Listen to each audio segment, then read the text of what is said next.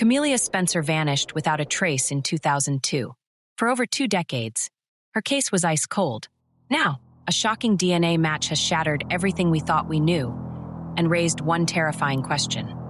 Could she still be alive? No goodbye. No clues. Just gone. For 22 years. That's been the agonizing reality for everyone who loved Kamelia Spencer. But today, a whisper of hope cracks open a case frozen in time. What if she's alive? It started like any other Thursday night. Routine. Unremarkable. And that's what makes it so chilling. Let's rewind to March 14th, 2002, Cedar Falls, Iowa. 19-year-old Kamelia Spencer. Just a kid, really. Bright-eyed. Saving up for community college. Finished her shift at the town and country diner right around 10 p.m. Picture her, wiping down the last counter, maybe humming along to the jukebox, tying her apron strings one last time before clocking out. She waved goodbye to Brenda, her coworker, calling out something casual like, "See you tomorrow." The diner door swung shut behind her. She walked across the dimly lit parking lot towards her beat-up, olive green Honda Civic. That was the last time anyone who knew her ever saw Kamelia Spencer alive. And then nothing. No scream pierced the night air. No scuffle left a trace. No frantic phone call was ever made. Just silence. The next tangible thing? Her car. Found abandoned less than an hour later. Not far from where she parked it, but now pulled over crookedly near the old railroad tracks on Willow Street. Driver's door slightly ajar. The dome light probably still glowing weakly. And the keys? Left dangling right there in the ignition, like she just stepped away for a second. But she never came back. By dawn, when her mom, Diane, realized Kamelia hadn't come home, hadn't called, when frantic calls to friends went nowhere, that's when the first icy fingers of panic truly took hold. The nightmare wasn't just beginning. It had already swallowed Kamelia whole, leaving behind only an empty car and 1,000 terrifying questions. Hope doesn't fade all at once. It leaks away, slow, relentless, like a dripping tap in an empty house. After Kamelia vanished, the first weeks were a blur of sirens and search parties. Police combed the riverbanks near where her car was found. Volunteers walked shoulder to shoulder through cornfields gone brown with autumn. Helicopters buzzed overhead. Every news channel carried her face. It felt like everyone was holding their breath, waiting for that one break, for Kamelia to walk back into her mother's arms. But days bled into weeks, weeks into months. The frantic energy faded. The search parties got smaller. The news moved on to the next tragedy. And what was left? Just silence, and a family trapped inside it. For Kamelia's mother, Diane, every sunrise was a fresh cut. Was her daughter cold? Hungry? Scared? Was she even alive? The not knowing was a torture worse than any answer could ever be. The police kept trying. Of course. They chased down every tip, no matter how thin. Someone reported seeing a faded blue bandana caught in some brush down by the Cedar River. Could it be Kamelia's? They sent it for testing. It came back clean. No DNA match. Just a piece of forgotten cloth. Another dead end. Then came the gas station photo. 3 years after she vanished. A clerk in Des Moines swore he recognized Kamelia from a missing poster. Security footage showed a young woman, blurry and pixelated, buying snacks late at night. She had similar hair, maybe a similar build. Diane rushed to see the tape. Her heart hammered against her ribs. Was it her? She stared until her eyes burned. But the image was too grainy. The face turned away. It could have been Kamelia. It could have been a dozen other girls. Another dead end. Rumors floated like ghosts. A trucker insisted he picked up a hitchhiker near the Oregon border who looked just like Kamelia, quiet and jumpy. A psychic claimed she was being held in a basement somewhere near Chicago. Someone else swore they saw her working in a diner in Arizona. Diane followed them all. She'd get a flicker of that old hope, that desperate maybe. She'd call the detective, pack a bag, ready to drive halfway across the country. But every single lead dissolved. Like smoke. Nothing stuck. Nothing ever brought her daughter home. Diane became a fixture on local news. Every anniversary of Kamelia's disappearance, she'd sit in front of the cameras. Her eyes, once bright, grew hollowed out by grief. Her voice would crack, pleading, "If anyone knows anything, please. She's my baby. Just tell us where she is." She held up Kamelia's graduation photo, that hopeful smile frozen in time. Viewers would feel a pang of sadness, maybe share the story online for a day. Then the world moved on again. Diane was left alone with her missing posters. Those posters, they tell their own story. At first, they were crisp and white, taped urgently to store windows and lampposts. Kamelia Spencer, missing, 19 years old, last seen, and a phone number to call. But rain splattered them. Sun bleached them. Corners curled. The paper turned a brittle yellow with age. The ink faded. New posters went up over the years, but the old ones stayed underneath, layered like scars on the town's memory. A constant, quiet reminder of what was lost. Years rolled by. 5, 10, 15. Technology changed. The internet boomed. Social media connected the world. Cold case units formed, using DNA in ways they couldn't back in 2002. They reopened Kamelia's file, scanned old evidence, ran the faded bandana through new databases. Nothing. They enhanced the blurry gas station photo. Still no clear face. The Oregon sighting? Untraceable. The psychic's vision? Meaningless. The case wasn't just cold. It was frozen solid, buried under mountains of newer tragedies. Detectives retired. Files gathered dust in forgotten cabinets. The world seemed to accept that Kamelia Spencer was gone. Probably dead. A tragic mystery swallowed by time. For Diane, the silence wasn't just outside. It settled deep inside her bones. The frantic hope of the early years hardened into a dull, constant ache. She still marked the anniversary every March 14th. She'd visit Kamelia's empty room, touch her old things, light a candle, but the prayers felt quieter now, the expectation of an answer gone. Life moved on around the whole Kamelia left. Her friends got married, had kids, built careers. Cedar Falls changed. The old diner where she worked closed down. The train tracks near where her car was found got upgraded. Time smoothed over the rough edges of the town's memory. For everyone except Diane. For her, the hole never filled. It was always there. A silence that screamed. 21 years passed. Then 22. The case went ice cold until 3 months ago. A phone rang in a quiet detective's office. A voice on the other end said something that cracked the ice wide open. For 22 years, the only sound was silence. Then, a phone rang. It wasn't in Cedar Falls. It wasn't even in Iowa. This call came from over 1,000 miles away. From a small, sun-baked town in New Mexico. A detective picked up, expecting another routine inquiry. What he heard froze him in his tracks. 3 days earlier, something extraordinary happened. A woman walked into the local police station there. She looked tired, lost, scared. She had no ID, no wallet, no phone. She couldn't tell them where she lived or where she came from. She barely knew her own name. When officers gently pressed her, she hesitated. Then, quietly, she offered a name. Kamelia? She said it like a question, like a word half-remembered from a dream. Kamelia. She wasn't sure, but it felt familiar. That alone would have been strange. But it was what came next that sent a shockwave through the room. Fragments, pieces of a life that didn't seem to fit together. She described flashes, feelings, images that made no sense to her. Wearing a stiff, polyester uniform, maybe from a restaurant, the feeling of grease on her hands, the clatter of dishes, standing near train tracks at night, the sound loud and lonely in the dark, and a deep, crippling fear, not of heights, not of closed spaces, but of dark, deep water, the kind you can't see the bottom of.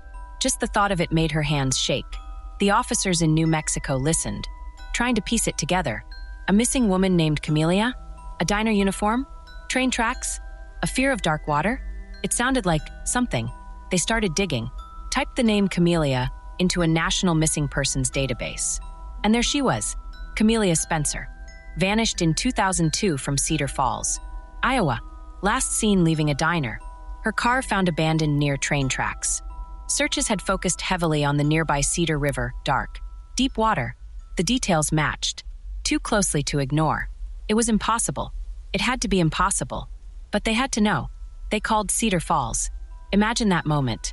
22 years of dead ends. 22 years of disappointment. A case file thick with dust. And then, a detective in New Mexico says, "We have a woman here. No memory, but she thinks her name might be Kamelia Spencer. And she remembers things only the missing Kamelia Spencer would know." Silence on the line. Then, a scramble. The first step was simple, yet world-changing. They needed DNA. Back in Cedar Falls, Kamelia's family had given samples years ago. stored in a database for exactly this kind of long shot. It felt like a formality, a box to tick before dismissing this unbelievable claim. They took a swab from the woman in New Mexico, sent it rushing to the lab, compared it to the DNA profile from Diane Spencer, Kamelia's mother. Nobody expected a match. Not really. Not after all this time. Not with a story this incredible.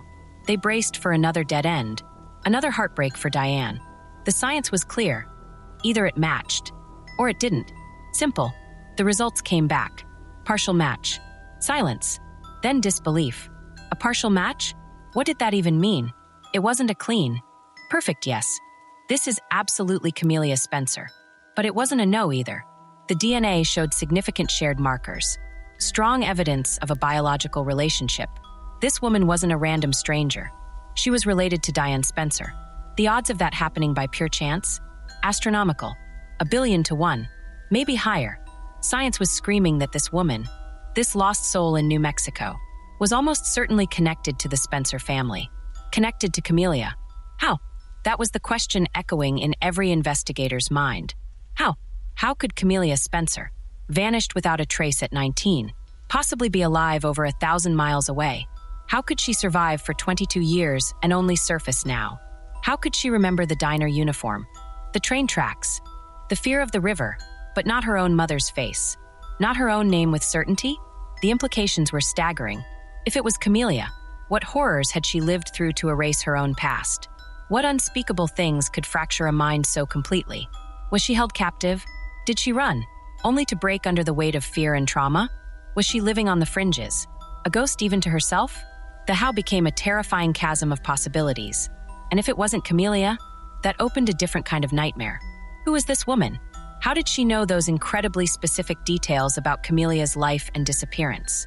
How did she end up with DNA linking her to the Spencers? Was it a cruel, twisted hoax? A sick coincidence layered on top of unimaginable tragedy? The questions multiplied faster than answers could ever appear.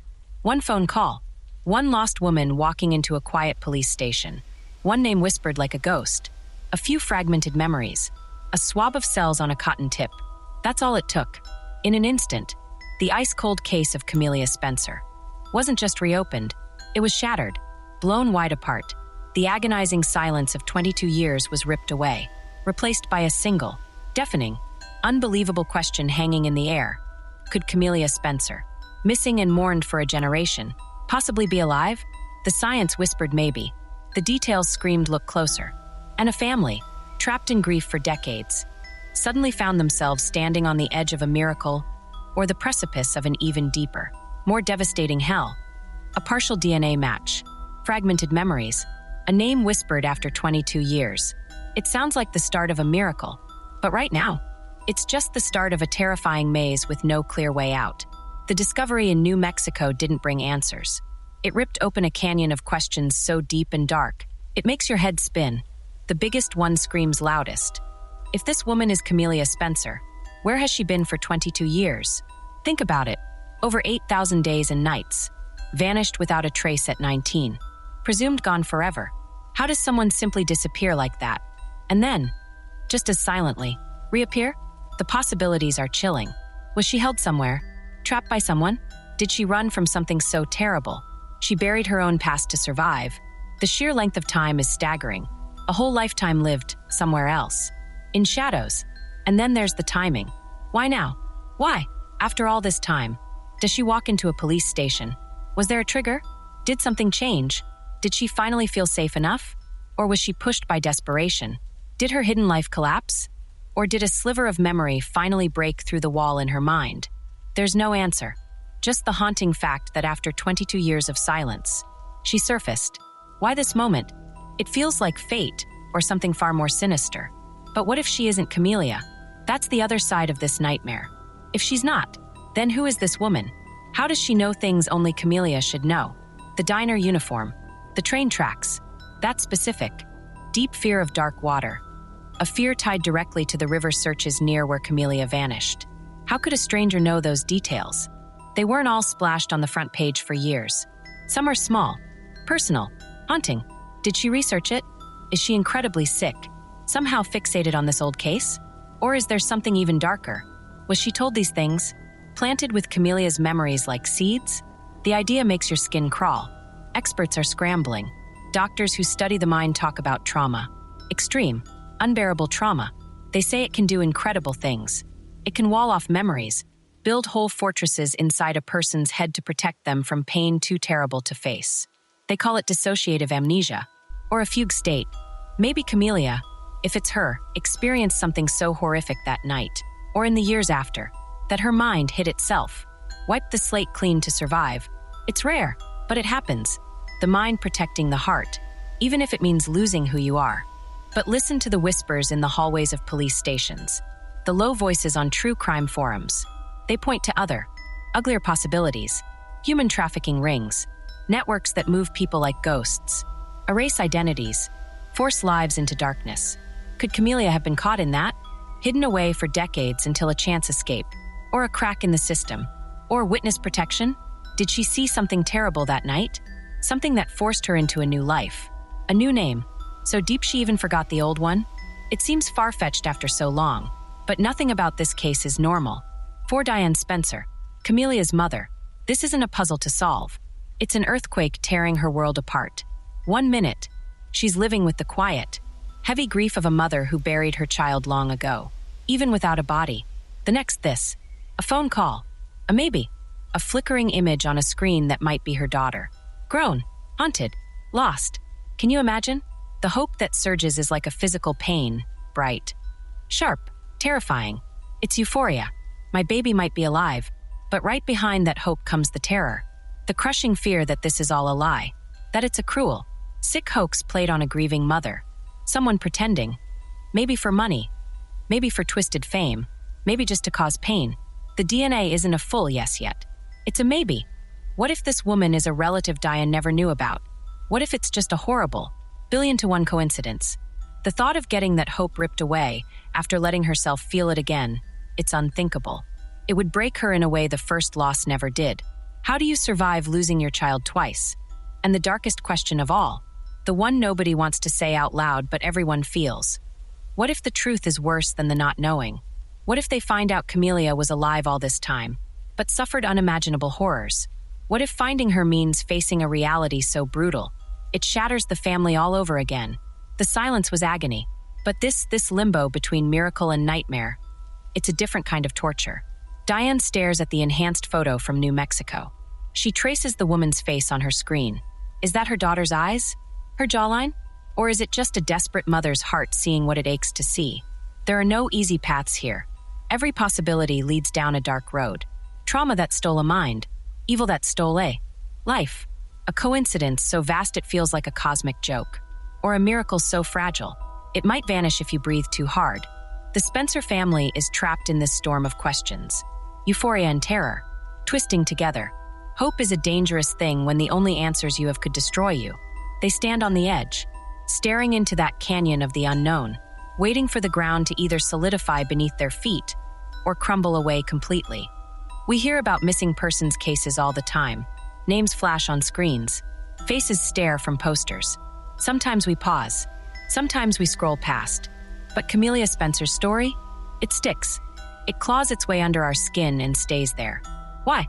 Because deep down, it's not just her story. It's a cracked window into a darkness that terrifies us all. Think about Kamelia's face. That high school graduation photo they always show. She's beaming, hopeful. Her whole life stretched out in front of her like an open road. She wasn't a celebrity. She wasn't rich or famous. She was just a kid, working a diner job, dreaming ordinary dreams. She looks like the girl who sat next to you in math class. Like your cousin. Like the teenager bagging your groceries last week. She looks real. Familiar. That photo isn't just evidence for the police. It's a mirror. And when we look into it, we don't just see Kamelia. We see our own sisters, our daughters, our best friends ourselves.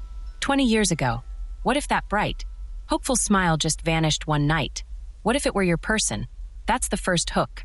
The terrifying what if. It's the cold splash of reality. This didn't happen in a movie. It happened on an ordinary Thursday night in an ordinary town to an ordinary girl. It could happen anywhere. To anyone. The world suddenly feels less safe. The walk to the car at night feels a little longer. The silence when a loved one is late feels a little heavier. Kamelia's face forces us to confront the fragile thread holding our own ordinary lives together. One wrong turn, one bad moment, one unseen shadow, and everything changes forever. But it's more than just fear. It's the agonizing mystery itself. The human brain hates an empty space, a question mark with no answer. It itches. We need to know why. We need to know how. We need the story to make sense, to have an ending, even a terrible one, because the not knowing feels like a scream trapped in a soundproof room. 22 years of silence? It's an unbearable void. We stare into it, desperate for something, anything, to fill it, the possibility that she might be alive. After all this time, after everyone gave up hope, that's not just news. It's a seismic crack in reality. It challenges everything we think we understand about loss, about time, about justice. Could the past really come walking back in? Could the impossible be true? Our minds reel trying to grasp it. Then comes the bigger, colder question Kamelia's story forces us to ask. How many others are out there? How many more Kamelias? People folded into the shadows, swallowed by the night, vanished from parking lots, from parks, from their own front yards.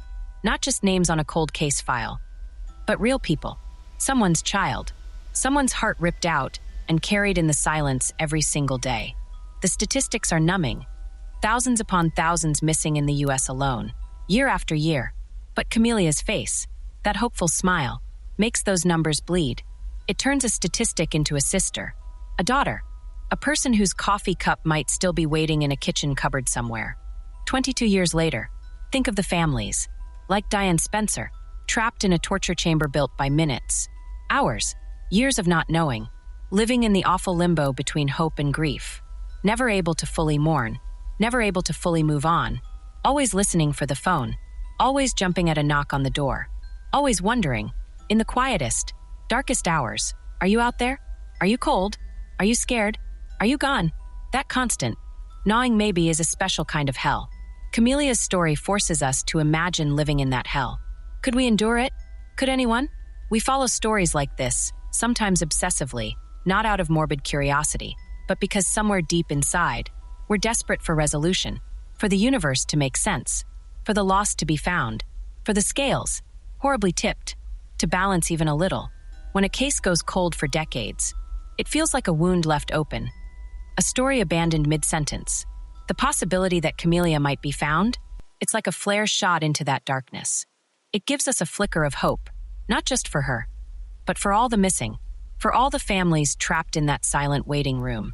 Maybe, just maybe, it's not always hopeless. Maybe miracles, however messy and terrifying, can happen. If Kamelia could surface after 22 years, who else might? Ultimately, Kamelia Spencer's face haunts us because it reflects our deepest fears and our most fragile hopes. The fear that the people we love could be ripped away without warning, vanished into thin air.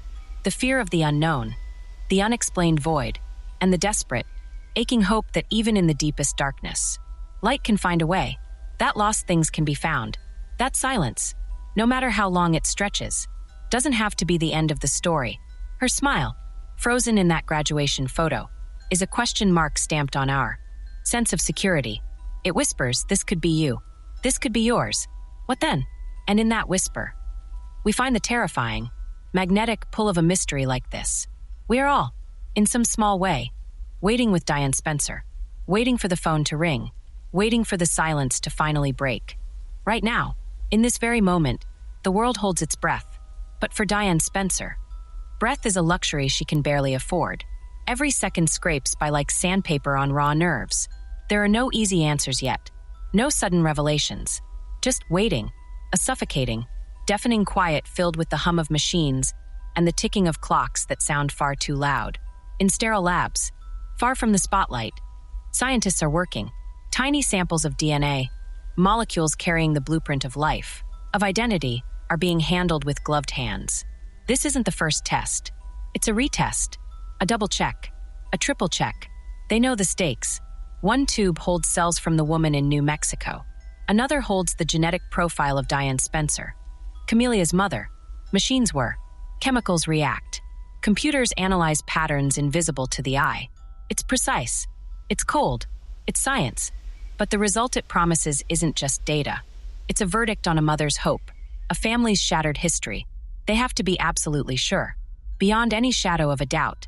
And that takes time. Time that feels like torture. Meanwhile, back in Cedar Falls and beyond, investigators are diving back into the past.